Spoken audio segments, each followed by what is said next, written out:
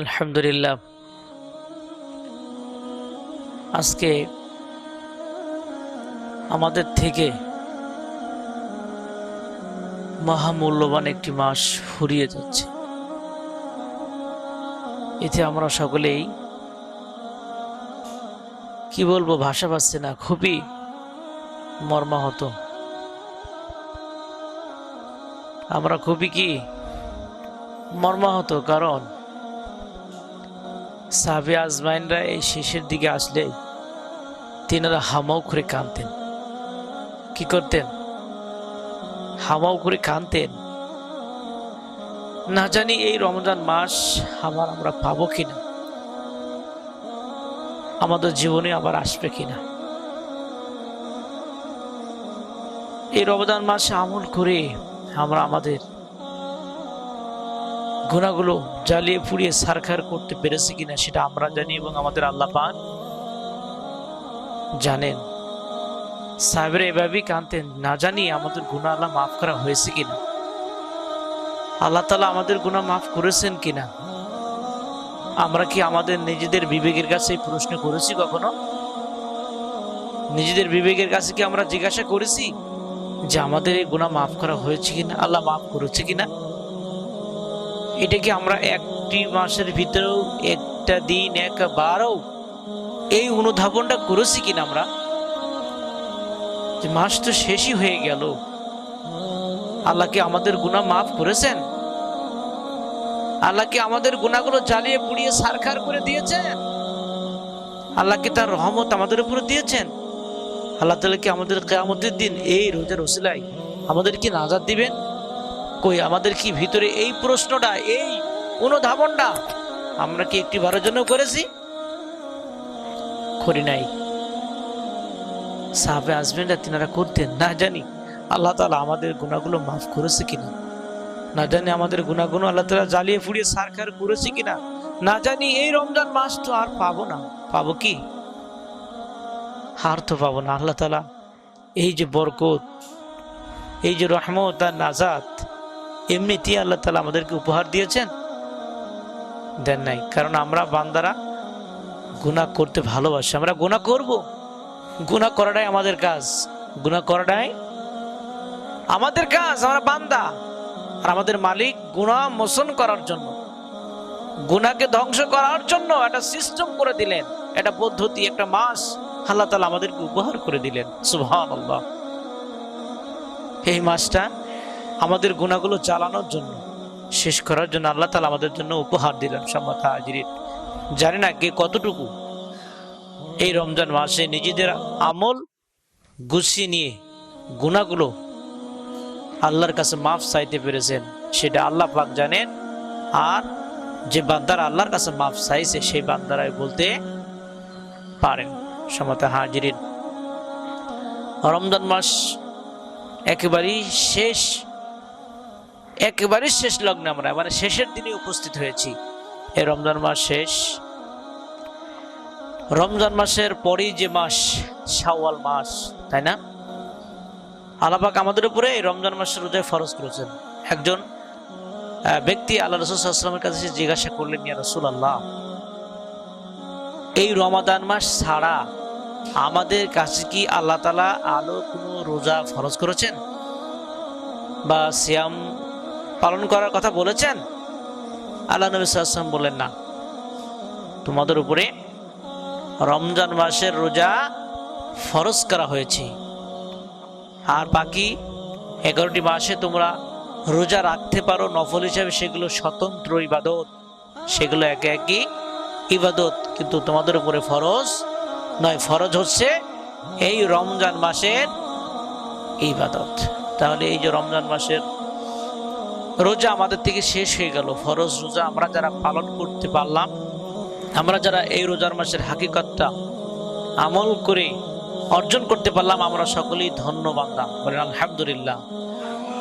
আর যারা এই রোজার মাসটা ইবাদতের ভিতরে কাটাতে পারে নাই, রোজা রাখতে পারে নাই, তাদের জন্য অনিবার্য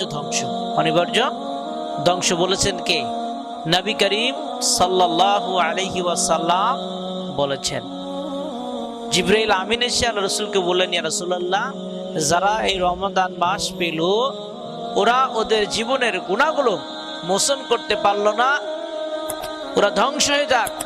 জিবরিল বললেন আর রাসূল বললেন আমিন। রাসূল কি বললেন? আমিন। তাহলে রাসূল যখন আমিন বলেছেন, তাহলে নিশ্চিত যারা এই রমজান মাসে আমল করতে পারে নাই, রোজা রাখতে পারে নাই, তাদের ধ্বংস অনিবার্য, এতে কোনো সন্দেহ, তারা ধ্বংস হয়ে যাবে। আর যারা এই সিয়াম পালন করলো, তারাবি পড়লো, বিভিন্ন ইবাদত করলো, কোরআন তেলাওয়াত করলো, সিয়াম পালন করলো, তাদের জন্য সফলতা সুখবর দিয়েছেন কে? আল্লাহ তাআলা তাদের জন্য একটা জান্নাতের মালিক বানিয়ে দিয়েছেন, জান্নাতুর রায়্যান। বলেন আলহামদুলিল্লাহ। আল্লাহ পাক আমরা যেন যা ইবাদত করেছি, এই ইবাদত দিয়ে যেন আমরা জান্নাতের মালিক হতে পারি, জান্নাতে যেতে পারি। আল্লাহ আমাদের তৌফিক দিক, বলেন আমিন। তো সম্মানিত হাজিরিন, রমজান মাসের রোজা শেষ, আমাদের উপরে আর রোজা আছে কিনা? হ্যাঁ, এই যে রমজান মাসের পরেই যে শাওয়াল মাস আসছে, এই শাওয়াল মাসে 6টা রোজা আছে। কি আছে?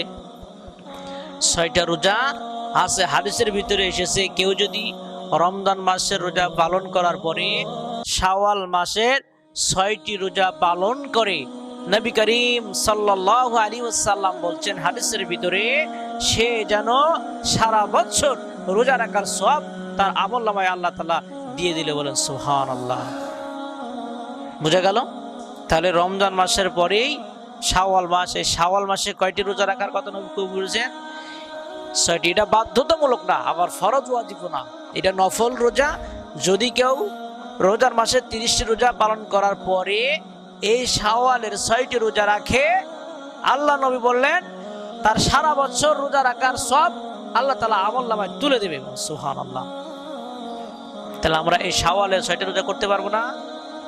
ইনশাআল্লাহ হ্যাঁ, শাওয়ালের রোজা করবো। এখন আছেন আমাদের যাদের কিছু কাজা রোজা হয়ে গেছে, অসুস্থতার কারণে, বিভিন্ন কারণে, সফরের কারণে রোজা ভঙ্গ হয়ে যায় নাই, গিয়েছে। এখন আমরা যদি মনে করি কাজা রোজা তো যেটা করেছি রমজান মাসের রোজা, এটা ফরজ রোজা, আর শাওয়ালের 6টি রোজা তো নফল রোজা, তাহলে এখন প্রশ্ন জাগে যে আমরা এই কাজা রোজা আগে করব না শাওয়ালের রোজা আগে করব, তাই না? বা মা বোনদের সমস্যার কারণে ওনারা ফরজ রোজা পরিত্যাগ করেন, তেনারাও ভাবেন যে না জানে আমরা এই কাজা রোজা আগে করব না শাওয়ালের রোজা আগে করব। এরকম প্রশ্ন যায় কিনা? যেহেতু এটা ফরজ রোজা আর এটা নফল রোজা। হাদিসের ভিতরে 2 রকম মত এসেছে। কয় রকম? 2 রকম। এটি হচ্ছে আপনি যে অসুস্থতার কারণে, যে সফরের কারণে, যে কোনো সমস্যার কারণে আপনি রোজা কি করলেন? কাজা করে ফেললেন। এই রোজা বছরের যে কোনো মাসে আপনি সুযোগ বুঝে, আপনার শরীর সুস্থতা বুঝে, পরিস্থিতি বুঝে আপনি পালন করলে এই রোজা কি হয়ে যাবে? আদায় হয়ে যাবে। কিন্তু শাওয়ালের যে রোজা, সেটা তো শাওয়াল মাসই হবে, অন্য মাসে হবে না, শাওয়াল মাসই করতে হবে। তাহলে যদি কেউ শাওয়াল রোজার আগে এই কাজা রোজাগুলো করে নিতে পারে, আলহামদুলিল্লাহ, করেও করতে পারবে। আর কেউ যদি মনে করে না আমি আগে শাওয়ালের রোজা করে নিয়ে এই কাজা রোজাগুলো আমার অসুস্থতার কারণে যে রোজাগুলো ভঙ্গ হয়েছে সেগুলো আমরা পরবর্তী মাসেও করতে পারবো, এটাও করতে পারবে, এটাও করতে পারবে। কারণ শাওয়ালের রোজা তো শাওয়াল মাসের মধ্যেই সীমাবদ্ধ, শাওয়ালের বাইরে আর হবে না। অতএব আমাদেরকে যদি আমরা করতে চাই তাহলে আমরা শাওয়ালের রোজা 6টা করেও করতে পারবো, আবার শাওয়ালের রোজার আগেও এই কাজা রোজা আমরা আদায় করতে পারবো। এখন আসেন, এই 6টা রোজা কেউ যদি মনে করেন আমি একাধারে করব না ভেঙে ভেঙে করবো, এটা আপনার ইচ্ছা, এটা আপনার ইচ্ছা। তবে রোজা ভেঙে ভেঙে করলে কষ্ট বেশি হয়, ভেঙে ভেঙে গেলে কি হয়? কষ্ট। যদি আপনি এক নাগাড়ে করেন, একসাথে করেন, কষ্ট কম হয়, তবে একসাথে করাই ভালো। আর যদি কেউ বলে না আমি হয়তো 2টা করলাম বা 3টা করলাম, আবার 2-1 দিন পরে করব, এভাবে করতে পারেন। আল্লাহ পাক আমাদেরকে